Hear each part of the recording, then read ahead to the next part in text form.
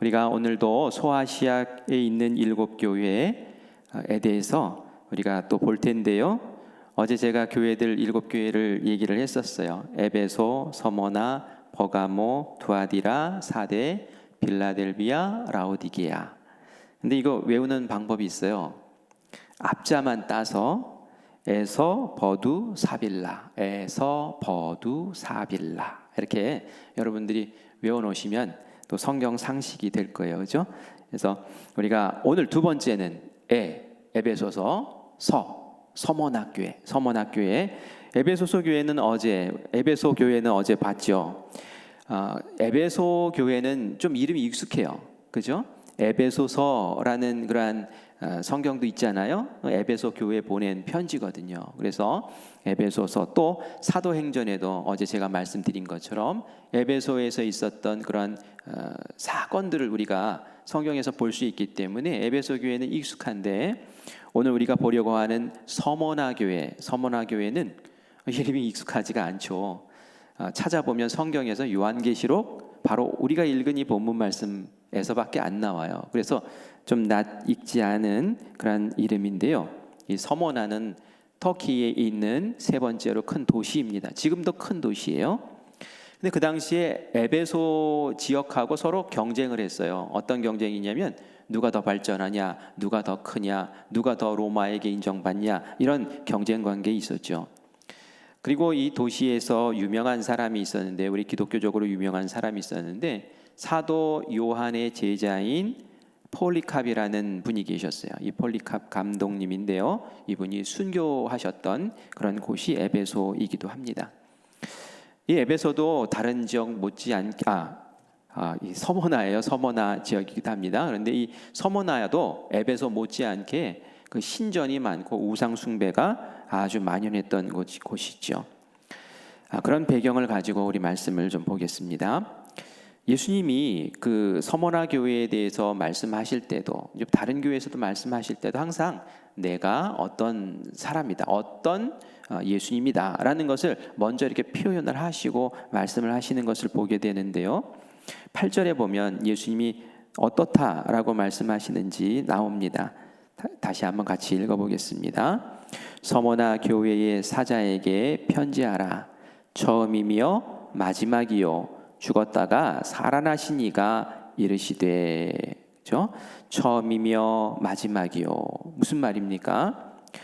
처음과 끝까지를 다 주관하시고, 우리는 그 시간에 얽혀서 살잖아요. 하지만 이 예수님은 그것을 통째로 지배하시면서 사시는 영혼의 주권자이시고 또 시공을 초월하신 분이라는 말이죠. 그리고 또 처음이며 마지막일 뿐만이 아니라 죽었다가 살아나신 분이라고 표현하고 있습니다.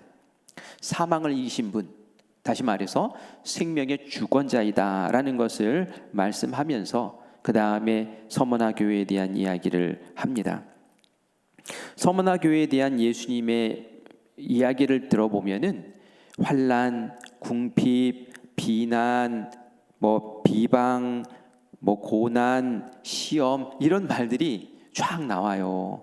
이런 단어가 9절과 10절에 계속 언급되고 있거든요. 우리 9절, 10절 다시 한번 생각하면서 읽어보겠습니다. 내가 네 환난과 궁핍을 알거니와 실상은 내가 부요한 자니라. 자칭 유대인이라 하는 자들의 비방도 알거니와 실상은 유대인이 아니요 사탄의 회당이라. 너는 장차 받을 고난을 두려워하지 말라. 볼지어다 마귀가 장차 너희 가운데에서 몇 사람을 옥에 던져 시험을 받게 하리니 너희가 10일 동안 환난을 받으리라. 네가 죽도록 충성하라. 그리하면 내가 생명의 관을 네게 주리라. 아멘. 이 말씀 짧은 말씀이지만 이 가운데 좀 우리가 안 들었으면 좋겠다 싶은 말들이 계속 나와요, 그렇죠? 환난과 궁핍을 당하고 있는 그런 교회, 그걸 경험하고 있는 교회가 바로 이 서머나 교회라는 거예요. 그리고 장차라는 표현을 써서 앞으로도 고난을 경험하게 될 교회가 바로 이 서머나 교회다라는 얘기를 해요. 이런 얘기 들으면 속상하잖아요. 마음이 슬퍼요. 왜 그리스도인에게 이런 어려움이 찾아와야 되는가라는 그런 답답함이 있습니다. 어떤 환난과 고난을 받는 걸까요? 우리가 인생을 살다 보면 그리스도인이라도 어느 날 문득 다가오는 그런 고난이 있어요. 코로나, 그리스도인이라고 피해가지 않죠. 그냥 우리에게 원치 않았는데 그냥 덜컥 다가오는 겁니다. 몇 해 전에는 여기 산불 났잖아요. 산불 났다고? 이거 피해가는 거 아니잖아요. 원한 거 하나도 없어요. 우리가 뭐 죄 지은 것도 없어요. 그런데 그런 고난이 확 찾아온단 말이에요. 이런 우리 인생 살다 보면 찾아오는 예기치 않은 그런 고난들이 있어요. 근데 지금 서머나 교회에 말하는 고난은 이런 고난은 또 아니에요. 또 고난 가운데 죄지어서 찾아오는 것도 있어요. 내가 실수하거나 내가 잘못했어요. 그러면 거기에 대한 징계가 있죠. 그런데 서머나 교회가 이런 고난을 당하는 게 아니었어요. 그러면 서머나 교회는 어떤 고난을 받는 걸까요? 그것은 예수님에 대한 신앙을 지키다가 받는 고난이었어요. 믿음을 지키다가 받게 된 고난이었어요. 서머나 교회의 교인들도 예수님의 제자 되기를 원했죠. 그래서 늘 그 머리에 예수님이 머리이신데 예수님이 말씀하신 것 우리가 붙잡고 그리고 그걸 열망하면서 우리가 그거 닮아가면서 그거 지키면서 살자라는 그런 뜨거운 마음이 있었단 말이죠. 그렇게 제자처럼 살려고 하다 보니까 갖은 핍박과 박해와 위험에서 이들이 노출이 된 거예요. 우리도 신앙 지키다가 어려움 당하는 경우들이 있어요. 제가 종종 우리 교인들 이야기를 들어보면은 교회 나오는 게 뭐 남편 핍박 속에서도 이게 신앙 지키면서 나오는 분들이 계시더라고요. 교회 나가는 거 너무 싫어하는데도 믿음 지키려고 그렇게 예배 나오시는 분 계세요. 또 시부모님의 그런 핍박 속에서도 신앙 지키기 위해서 나오시는 분도 계세요. 또 어떤 분 이야기를 들어보니까 직장에 갔더니 아무도 예수님 안 믿는 거예요. 근데 밥 먹는 시간에 식사 시간에 기도했다고 그거 가지고 뭐라 그러고 이제 그 모습을 보면서 계속 이제 기독교에 대한 교회에 대한 안 좋은 얘기 툭툭 던지면서 이제 그 마음을 긁어대고 뭐 이런 어려움 겪는 분들도 계시더라고요. 또 직장 생활하다가 보면은 나 예수님처럼 정직하게 하고 싶은데 상사가 자꾸 편법을 쓰게 하고 불법을 하게 하고 이러면 참 마음이 괴롭고 어렵단 말이죠. 이게 바로 예수님의 신앙 안에서 살기 위해서 겪게 되는 고난이라는 거예요. 이런 고난도 있다는 거예요. 이 서머나 교회가 이런 고난을 겪고 있다는 얘기입니다. 그리고 우리도 이런 고난을 겪을 수가 있는 거예요. 바로 살기 위해서. 어떤 일이 있었을까요? 사도 요한이 밤모섬에 유배당했다고 했죠. 어제 이 정도만 얘기했는데 사실 또 구체적으로 이야기하면은 사도 요한이 왜 밤모섬으로 유배를 당했냐면 그 당시에 로마 황제를 숭배하는 일이 벌어졌어요.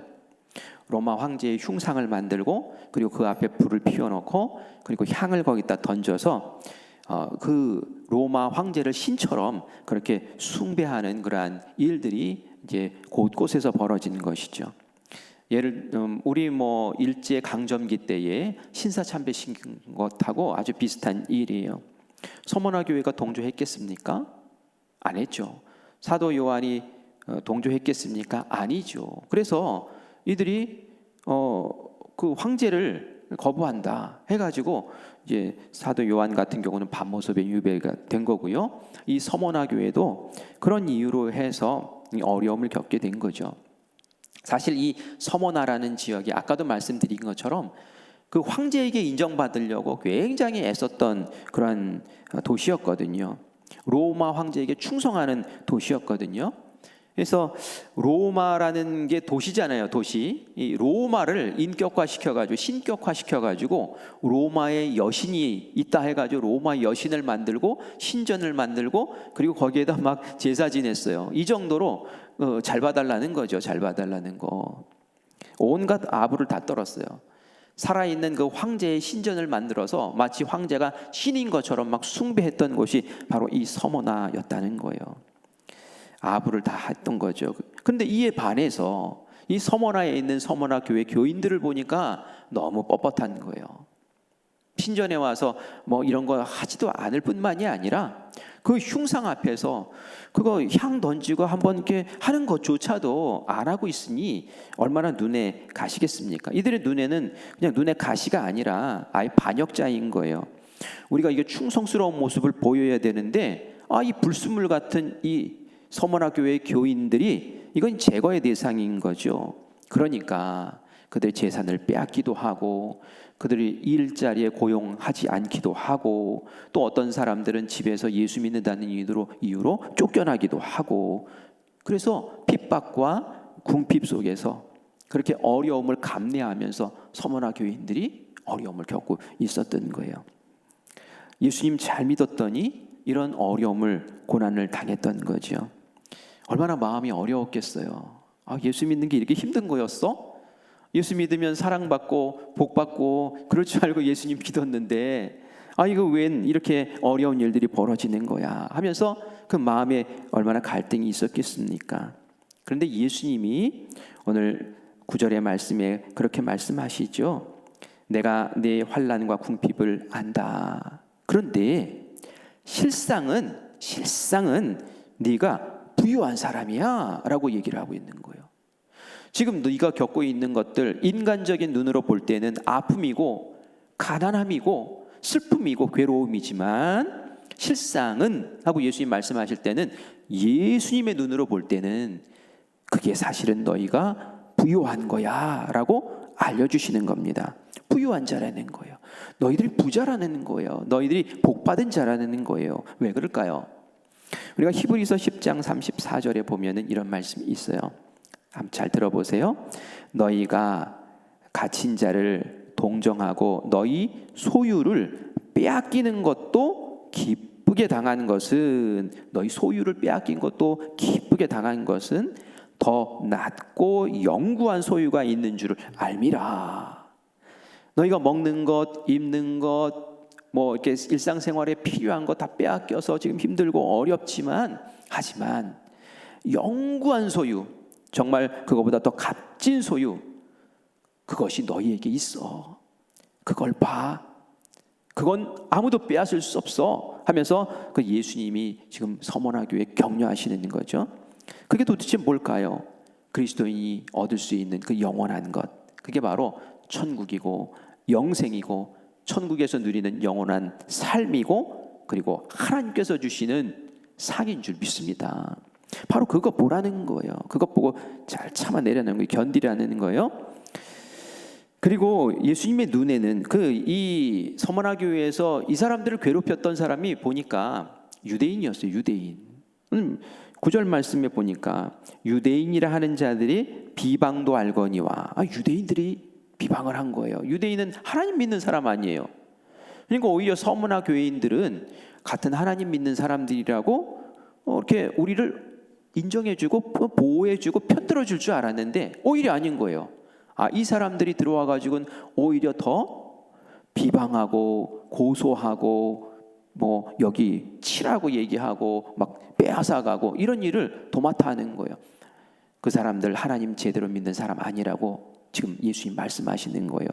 실상은 하고 얘기하는 거예요. 예수님 눈에는 그들은 사탄의 회당이다. 그들은 사탄의 앞잡이들이라는 거예요. 그러니까 거기에 개의치 말라는 거예요. 그것으로 인해서 속상해하지 말라는 거예요. 그놈들은 사탄이야. 그러니까 영적 전쟁 가운데 너희가 있는 거야. 그러니까 이것으로 인해서 힘들어하지 말고 좌절하지 말고 이 영적 전쟁 가운데서 너희들이 정신 바짝 차리고 여기에 넘어지지 않고 이겨내야 돼라고 그렇게 격려하고 계시는 거죠. 그리고 이어서 또 말씀하시는 게 뭡니까? 앞으로도 고난이 찾아올 것이다 라는 말씀을 하세요. 그래서 너희가 믿음을 지키면서 살기 때문에 그러한 고난이 찾아올 텐데 마귀가 너희 몇 사람들을 옥에다 넣어서 시험하는 일도 있을 거다. 근데 절대로 두려워하지 말아라. 절대로 두려워하지 말아라. 왜 그럴까요? 마귀가 너희를 옥에 넣어서 시험하지만 아까 예수님이 당신을 소개하신 말이 있었죠. 그죠? 8절에 그런 얘기 있었죠. 처음이고 마지막이며 죽었다가 살아나신 분. 예수님이 너희 편이라는 거예요. 죽어도 살려내는 분. 생명의 주권자가 그리고 모든 것을 주관하시는 분이 바로 예수님이고 그 예수님이 나와 함께 하시니까 그 신앙을 지키기 위해서 애쓰는 너희들을 가만두겠느냐라는 그런 말씀을 하시는 거죠. 그래서 독려하셔요. 오히려 10절에 보면 네가 죽도록 충성해라. 죽도록 충성해라. 그리하면 네가 생명의 관을 네게 주리라. 오히려 그런 고난을 받는 자리, 시험을 받는 자리, 신앙을 지키다가 어려움 겪는 그 자리는 죽도록 충성하면 상 받는 자리가 될 것이다 라고 예수님께서 말씀을 하시는 거죠. 생명의 면류관을 너희가 밟게 될 거야. 우리가 예수 믿으면 다 구원받죠. 하지만 우리 구별해야 될 것이 있다 그랬죠. 또 상이 있다는 것, 상 받는 일이 있다는 것. 그것은 그냥 산다고 상 받는 게 아니라 예수님 제자처럼 살다가 어려움 겪을 때 그것에 굴복하지 않고 빛처럼 살아내는 것, 그것에 굴복하지 않고 예수님 믿는 사람처럼 살아가는 것, 그것을 예수님께서는 기억하시고 보시고 그것을 상으로 기록하시고 그것을 상 갚으신다라는 것을 오늘 말씀을 하고 있어요. 그리고 한 가지 더 약속합니다. 11절 말씀 보니까 귀 있는 자는 성령이 교회들에게 하시는 말씀을 들을지어다. 성령이 하는 말씀을 잘 들으래요. 무슨 말씀 하십니까? 이기는 자는 둘째 사망의 해를 받지 아니하리라. 이기는 사람, 그 환난과 고통과 시험에서 굴복하지 않고 다 이겨내는 사람은 둘째 사망이 없다는 거예요. 둘째 사망은 뭡니까? 요한계시록의 뒷부분에 가면 계속 반복해서 둘째 사망 나오는데 그것은 하나님과 영원히 결별되는 거예요. 다시 말해서 지옥 가는 거예요. 지옥 가지 않는다는 거예요. 거꾸로 얘기하면 천국이 너희들에게 완전히 보장됐다라는 그런 말씀이죠. 그래서 예수님 믿다가 당하는 고난, 이것은 말이죠, 상 받는 자리구나. 이거는 영적 전쟁이고 이겨야 될 자리고 죽도록 충성해야 될 자리구나 라는 것을 여러분들 기억하시기 바라요.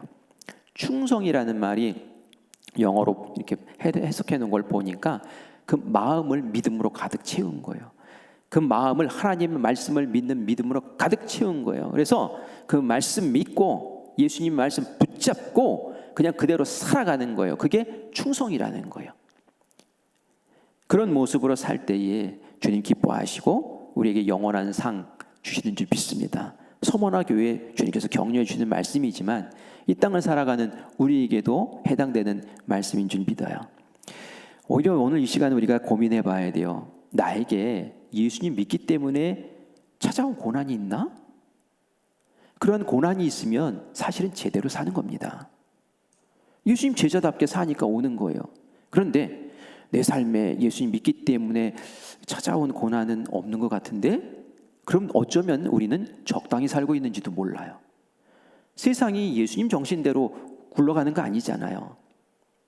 그렇기 때문에 예수님의 정신대로 살기 위해서 오늘 한번 우리의 영을 깨워봅시다. 그리고 예수님 자랑하는 말 해봅시다.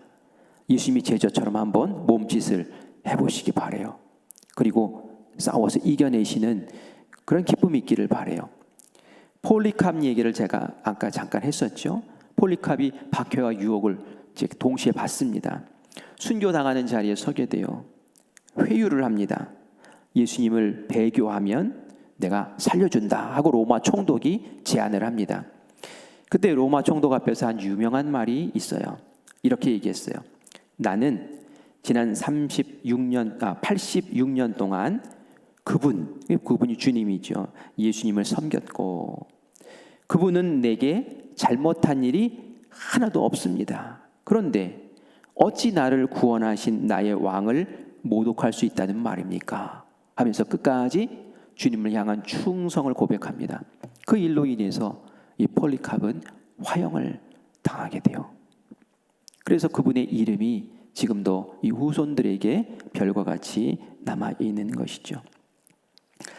믿음을 지키다 환난 당하는 것, 그것은 나중에 상으로 돌아옵니다. 하나님이 기뻐하시는 거예요. 2분이 남아서 제가 제 얘기 잠깐 하면, 저도 군대에 있을 때 신앙생활 잘하고 싶었어요. 가서 부대 배치를 받고 회식 자리가 열렸는데 술을 먹으라고 권하더라고요. 안 먹고 싶었어요. 제가 기독교인이기 때문에 술을 안 먹겠습니다. 그날 밤에 제가 세면장이라고 하죠. 이렇게 씻는 거기 이제 팬티바람으로 불려나가 가지고 고참들한테 얻어맞았어요. 그 당시에는 그냥 때렸어요. 속상하더라고요. 술 안 마신다고 매 맞는구나. 그런데 말이죠. 그거를 다른 고참이 보고 저 녀석은 진짜구나, 진짜구나. 그리고 나서 교회 갈 때마다 저를 챙기고서 교회를 데려가더라고요. 그거 지켰다고. 그리고 그 일 때문에 제가 군종병도 하게 되고, 하나님은 기억하세요. 그걸 기억하시고, 이거 신앙이 있는 아이구나. 믿음을 지키려고 애쓰는 아이구나. 신앙대로 살려고 애쓰는 아이구나. 그때는 잠깐 어려웠는데 그걸 지키면 하나님께서 그 상으로 이렇게 갚으시는 은혜가 있습니다. 저는 그걸 믿기 때문에 우리 아이들에게도 주장을 하는 거예요. 아이가 고3이 됐어요. 그 학교가 공부를 많이 시키는 학교였어요. 그런데 고3 때 여름 수련회를 하잖아요. 여름 수련회를 가야 될지 학교에서 방학 때 하는 보충 수업을 해야 될지 아이가 고민을 하더라고요. 저희 부부가 어떻게 얘기했겠습니까? 당연히 수련회 가야지.